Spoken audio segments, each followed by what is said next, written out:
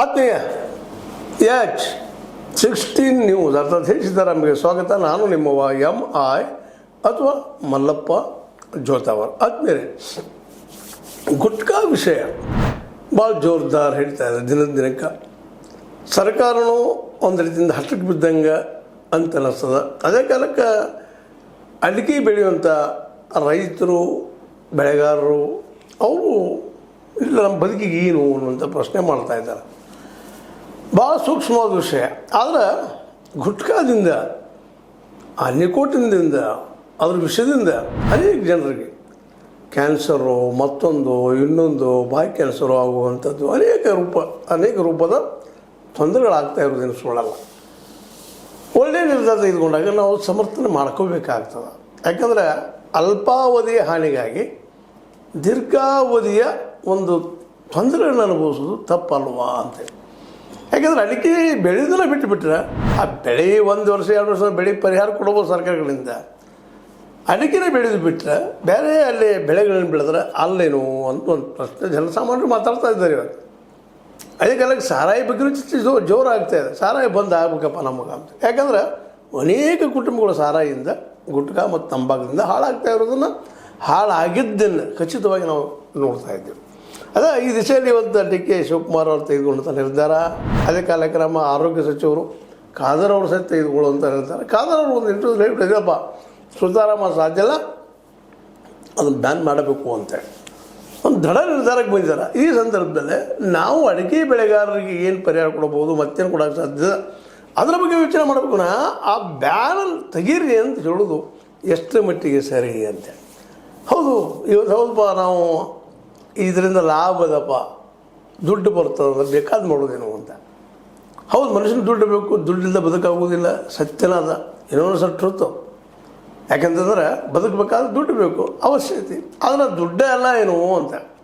ಹೌದು, ರೈತರಿಗೆ ತ್ರಾಸ ಆಗಿರತ್ತೆ, ಅದು ಚರ್ಚೆ ಆಗಿರಿ, ಚಿಂತನೆ ಆಗಿರಿ. ಅದನ್ನು ಬಿಡ್ಕೊಂಡು ಅದು ಬ್ಯಾನ್ ಮಾಡಿರಿ, ಬ್ಯಾನ್ ಆಗಿದ್ದನ್ನು ಹಿಂದೆ ತಕ್ಕೊಳ್ರಿ ಅಂತ ಹೇಳುವಂಥ ಮಾತು. ಇದು ನಾಗರಿಕ ಸಮಾಜದ ಉಳಿದಕ್ಕೆ ಬೆಳೆದಕ್ಕೆ ಒಂದು ಏನಪ್ಪ ಅಂದ್ರೆ ಒಳ್ಳೆಯ ಸಜೆಷನ್ ಏನು ಅಂತೇಳಿ. ಭಾಳಷ್ಟು ಆ ಅಡಿಕೆ ಬೆಳೆಯುವಿರಿ ಅಂತ ಬರುತ್ತಿರುವಂಥ ಹೆಚ್ಚು ಕಡಿಮೆ ಎಲ್ಲ ಪಕ್ಷಗಳ ಈ ನಮ್ಮ ಶಾಸಕರು ಇಲ್ಲ ಅವ್ರ ಬದುಕಿಗೆ ಏನು ಪರಿಹಾರ ಅಂತ. ಅದಕ್ಕೆ ಬದುಕಿಗೆ ಪರಿಹಾರ ಏನಪ್ಪ ಇಲ್ಲರೆ ಏನು, ಅದಿದ್ದರೆ ನಮ್ಗೆ ಲಾಭ ಎಷ್ಟು ಮಟ್ಟಿಗೆ ಕೊಡ್ತಾ ಇದ್ದಾರೆ. ಹೋಗಿ ಬಿಡೋದಿದ್ದರೆ ಈಗ ಪ್ರತಿಯೊಬ್ಬರ ಬದುಕು ಬೆಳೆಗಾರನ ಬಿಡ್ರಿ, ಬೆಳೆಗಾರನ ಬಿಡ್ರಿ ಅಂತಲ್ಲ, ಬೆಳೆಗಾರರು ನೋಡ್ರಿ.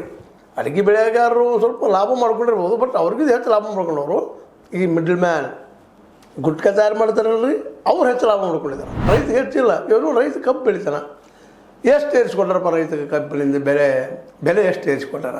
3,300 ರೂಪಾಯಿ ಕರ್ನಾಟಕದಾಗ. ಇದೇ ಹೆಚ್ಚಂತ ಪ್ರಸಂಗದ ಇವತ್ತು. ಒಂದು ಟನ್ ಕಬ್ಬಿಗೆ ನಾವು ಹೆಚ್ಚು ಕಡಿಮೆ 4,000 to 5,000 ರೂಪಾಯಿ ಖರ್ಚು ಮಾಡ್ತೀವಿ, ತೊಗೊಳ್ತೀವಿ 3,300 400 ಅದ್ರೊಳಗೆ ಬರ್ತದೆ. ಮತ್ತು ಲೇಟ್ ಮಾಡಿ ಕಟ್ ಮಾಡಿ ಕೊಡ್ತಾರೆ. ಹಾಗಾಗಿ ಅಡಿಕೆ ಬೆಳೆಗಾರರು ಎಷ್ಟು ಲಾಭ ಇವರಿಂದ, ಈ ಮಿಡ್ಲ್ ಮ್ಯಾನ್ಗಳಿಂದ. ಅಡಿಕೆ ಸಹಿ ರೇಟ್ ತೊಗೊಳ್ತಾರೆ, ಅದರಲ್ಲೂ ಅವುಗಳನ್ನು ಕೊಳ್ಳುವ ನಿಮಗೆ ಗೊತ್ತದ. ನೂರಾರು ಕ್ವಾರಿಗಳನ್ನ ಹಾಕಿ ಇವು ಸರಿಯಾಗಿಲ್ಲಪ್ಪ, ಚೆನ್ನಾಗಿಲ್ಲಪ್ಪ, ಹಾಗದಪ್ಪ, ಹೀಗದಪ್ಪ, ರೇಟ್ ಇಳಿಸಿ ತೊಗೊಳ್ಳೋದಂತ ಎಲ್ಲರಿಗೂ ಗೊತ್ತದ. ಅದಕ್ಕೆ ಬೆಳೆಗಾರರಿಗೆ ಅಡಿಕೆ ಬೆಳೆಗಾರರಿಗೆ ಬದುಕಾಗಿರ್ಬೋದಿಲ್ಲ ಅಂತಲ್ಲ, ಆದರೆ ಅಡಿಕೆ ಬೆಳೆಗಾರರಿಗೆ ಬಹುಸಂಖ್ಯಾತರಿಗೆ ಅದು ಲಾಭದ ಉದ್ಯೋಗ ಅಂತಲ್ಲ, ಮತ್ತು ಲೇಬರ್ಗಳಿಗೂ ಲಾಭದ ಉದ್ಯೋಗ ಅಲ್ಲ. ಅದು 400-500 ಕೊಡ್ಬೋದು ಕೆಲಸದ ದಿವಸ, ಉಳಿದ ದಿವಸ. ಯಾಕಂದರೆ ಇಡೀ ವರ್ಷವೆಲ್ಲ ನಿಮ್ಗೆ ಅಡಿಕೆ ಏನಪ್ಪ ಅಂತಂದ್ರೆ ಏನೋ ಅಡಿಕೆ ಕ್ಷೇತ್ರ ಉದ್ಯೋಗ ಕೊಡ್ತದೆ ಅಂತ ಹೇಳಿಕ್ಕೆ ಆಗೋದಿಲ್ಲ. ಆ ರೈತ ಹಾಕಿರ್ತಾನೆ ಒಂದು 4 ಮಂದಿ ಕೃಷಿಕರಿಗೆ ಆಗ್ಬೋದು ಅಷ್ಟೇ ವಿನ ಮತ್ತೊಂದಿಲ್ಲ. ಆದರೆ ರೈತ ಏನು ಬೆಳಿತಾನೆ ಅಡಿಕೆ ಬೆಳೆಯುವಂಥ ರೈತರಿಗೆ ಎಷ್ಟು ಮಟ್ಟಿಗೆ ಲಾಭದ? ರೈತರಿಗೆ, ಮಿಡ್ಲ್ ಮ್ಯಾನಿಗೆಲ್ಲ. ಮಿಡ್ಲ್ ಮ್ಯಾನ್ಗಳು ಹೇಳ್ತಾರೆ ನಾವು ಅಷ್ಟು ಕೊಡ್ತೀವಿ ಇಷ್ಟು ಕೊಡ್ತೀವಿ ಅಂತ. ಯಾಕಂದ್ರೆ ಅದು ಲಾಭ ತೊಗೊಳ್ಳೋ ಮಿಡ್ಲ್ ಮ್ಯಾನು ಜೊತೆ ಫ್ಯಾಕ್ಟ್ರಿಯವರು ಲಾಭ ಮಾಡ್ಕೋತಾರೆ. ಅದನ್ನು ಗುಟ್ಕಾ ತಯಾರು ಮಾಡೋದು ಫ್ಯಾಕ್ಟ್ರಿ ಲಾಭ ಮಾಡ್ಕೊಂಡಿದ್ದಾರೆ, ಸಾಕಷ್ಟು ಗಳಿಸಿ ಹೋಗಿದ್ದಾರೆ, ಕೋಟ್ಯಾಧಿಪತಿಗಳಾಗಿದ್ದಾರೆ. ಆದರೆ ಬೆಳೆಗಾರರು ಕೋಟ್ಯಾಧಿಪತಿ ಆಗಿದ್ದಾರೆ. ಈಗ ಅಡಿಕೆ ಬೆಳೆಗಾರರು ಕೋಟ್ಯಾಧಿಪತಿ ಆಗಿದ್ದಾರೆ. ಬದುಕಾಗೈತಾರೆ ಒಪ್ಪನು. ಆ ಬದುಕು ಇನ್ನೊಂದು ಬೆಳೆಯನ್ನು ಬೆಳೆದ್ರೆ ಬದುಕಾಗ್ತದಲ್ಲ, ಆಗೋದಿಲ್ವ? ಅಡಿಕೆ ಬೆಳೆದಾಗ ಅದೇ ಕಾಲಕ್ಕೆ ನಾವು ಕಬ್ಬು ಬೆಳೆದಾಗ ನಾವು ಬದುಕಾಗುವಂತಲ್ಲ. ಆದರೆ ಅಕ್ಕಿ ಬೆಳಿಬೇಕಾಗ್ತದೆ, ಅಂದರೆ ಭತ್ತ ಬೆಳಿಬೇಕಾಗ್ತದೆ. ಬದುಕೋದು ಅನ್ನ ಬಿಟ್ಟು ಬದುಕೋಕ್ಕೆ ಸಾಧ್ಯ ಇಲ್ಲ. ಆದರೆ ಅಡಿಕೆ ಬಿಟ್ಟು ಬದುಕ್ಬೋದು, ಸಾರಾಯಿ ಬಿಟ್ಟು ಬದುಕ್ಬೋದು. ಇದನ್ನು ನಾವು ಈ ಹಿನ್ನೆಲೆಯಲ್ಲಿ ಚಿಂತನೆ ಮಾಡಿದರೆ ಗುಟ್ಕಾ ಮತ್ತು ಸಾರಾಯಿಗಳನ್ನು ನಾವು ಸರಳವಾಗಿ ಎದುರಿಸ್ಬೋದು.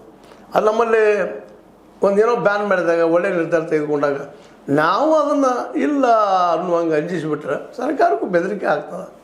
ಡಿ ಕೆ ಶಿವಕುಮಾರ್ ಯಾವುದೊಂದು ಕಾರಣಕ್ಕೆ ತೆಗೆದುಕೊಂಡಾರೋ ಯಾವ ಕಾರಣಕ್ಕೂ ಅವ್ರಿಗೆ ಬಿಟ್ಟಿದ್ದ ವಿಷಯ ಆದರೆ ಒಳ್ಳೆಯ ವಿಷಯ. ಖಾದರ್ ಅವರು ಅದನ್ನು ಬೆಂಬಲಿಸ್ತಾ ಇದ್ದಾರೆ. ಕಾಂಗ್ರೆಸ್ ಹೆಚ್ಚು ಈಗ ಸರ್ಕಾರ ಅದ ಅವರು ಬೆಂಬಲಿಸ್ತಾ ಇದ್ದಾರೆ. ಇಂಥ ಒಂದು ದಿಟ್ಟ ನಿರ್ಧಾರಕ್ಕೆ ನಾವೆಲ್ಲರೂ ಸಪೋರ್ಟ್ ಮಾಡಬೇಕು.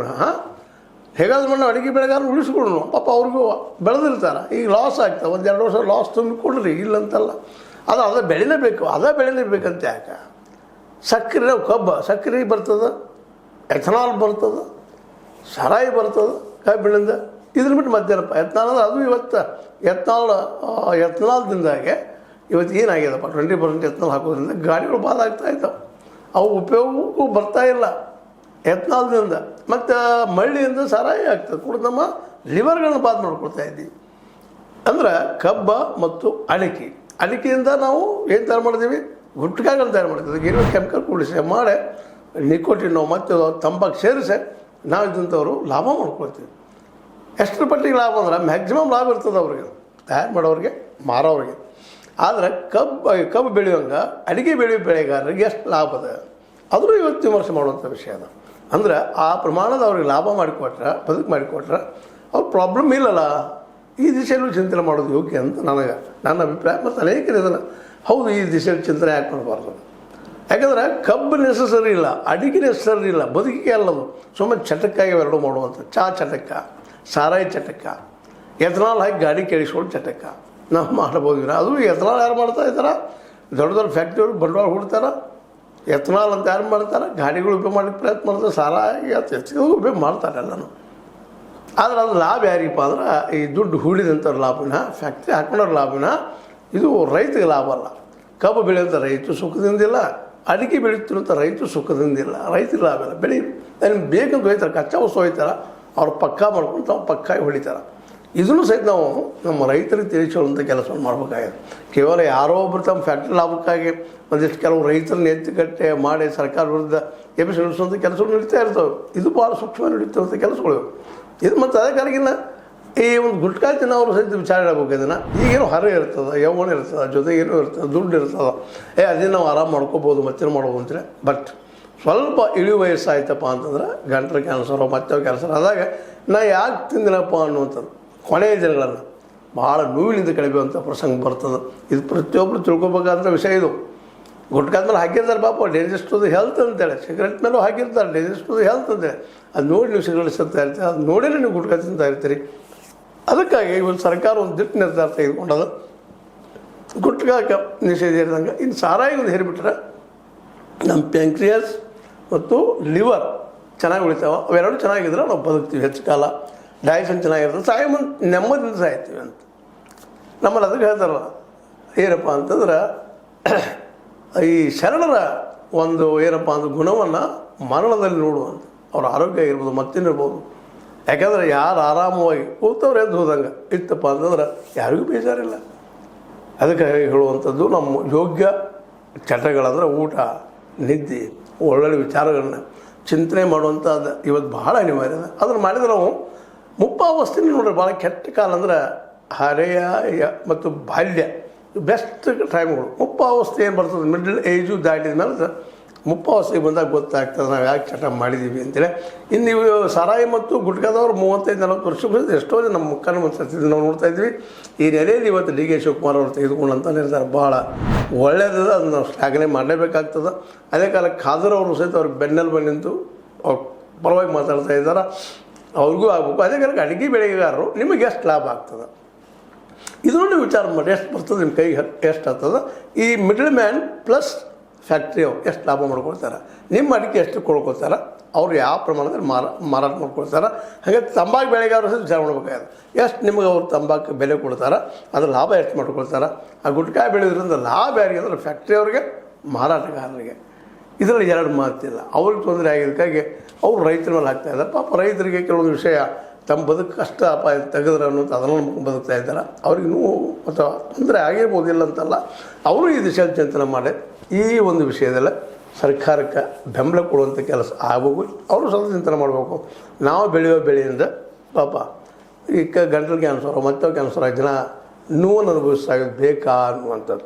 ಏನೋ ಅಲ್ಲಿ ಚರ್ಚೆಗೆ ಅವಕಾಶ ಮಾಡಿಕೊಟ್ಟಂಥ ಡಿ ಕೆ ಶಿವಕುಮಾರ್ ಅವರಿಗೆ ಈ ಸಂದರ್ಭದಲ್ಲಿ ಮಾಡಿದಂಥ ಒಳ್ಳೆಯ ಕೆಲಸಕ್ಕೆ ನಾವೆಲ್ಲರೂ ಬೆಂಬಲಿಸಬೇಕಾಗ್ತದೆ ಅಂತ ಅನ್ನೋ ಮಾತನ್ನು ಹೇಳ್ತು. ಮತ್ತು ಇದು ನೀವು ಲೈಕ್ ಆಗಿರ್ಬೋದು, ಲೈಕ್ ಆಗದೇ ಇರ್ಬೋದು, ಲೈಕ್ ಮಾಡಿ ಶೇರ್ ಮಾಡಿ ಕಮೆಂಟ್ ಮಾಡಿ ಜೊತೆ ಸಬ್ಸ್ಕ್ರೈಬ್ ನಡೆಸ್ಬೋದು. H16 ನ್ಯೂಸ್ ತರಬಹುದು ಸತ್ಯದ ಕೈಗಳಲ್ಲಿ ವಂದನೆಗಳು. ಆತ್ಮೀಯ ಸಾರ್ವಜನಿಕರಲ್ಲಿ H16 ಅರ್ಥಾತ್ ಸೀತಾರಾಮದಿಂದ ಒಂದು ಮನವಿ. ಈ ಸಂಸ್ಥೆ ಭ್ರಷ್ಟಾಚಾರ, ಅನ್ಯಾಯ, ಅತ್ಯಾಚಾರಗಳಿಂದ ನೊಂದವರ ವೇದಿಕೆ. ಅನ್ಯಾಯಕೋರರ, ಭೂಗಳ್ಳರ, ನಶಾ ಸಾರಾಯಿ ಮಾಫಿಯಾಗಳ ವಿರುದ್ಧದ ಧ್ವನಿ. ರೈತರ, ಕೂಲಿಕಾರ, ಕಾರ್ಮಿಕರ, ಬಿದ್ದ ಸಮುದಾಯ ಜನರ ಧ್ವನಿ. ಬೆಂಬಲವಾಗಿ ನಿಂತು ತನುಮನ ಧನದ ಸಹಾಯಕ್ಕೆ ಸಾರ್ವಜನಿಕರಲ್ಲಿ ಕೋರಿಕೆ. ದಾನದ ಸಹಾಯ ನೀಡಿ ಸ್ವಾತಂತ್ರ್ಯ ಪತ್ರಿಕೋದ್ಯಮ ಉಳಿಸಿ ಬೆಳೆಸಿ. ವಂದನೆಗಳು. ತಮ್ಮನ್ನೇ ನಂಬಿರುವ ಮಲ್ಲಪ್ಪ ಇ ಜೋತಾವರ್. ಈ ಕೆಳಗಿನ QR ಸ್ಕ್ಯಾನ್ ಮಾಡಿ ಅಥವಾ ಈ ನಂಬರ್ ಅಂದರೆ 7411402405ಗೆ ಇಲ್ಲ 9686864852ಗೆ ನೀವು ಫೋನ್ಪೇ ಮಾಡಿ, Paytm ಮಾಡಿ ಅಥವಾ ಇನ್ನಾವುದೇ ಮಾಧ್ಯಮದಿಂದ ಗೂಗಲ್ ಮೂಲಕ ಸಹಾಯ ಮಾಡಿ ಈ ಪ್ರಾಮಾಣಿಕ ಪತ್ರಿಕೋದ್ಯಮವನ್ನು ಉಳಿಸಿ ಅಂತ ಮತ್ತೊಮ್ಮೆ ಮನವಿ. ವಂದನೆಗಳು.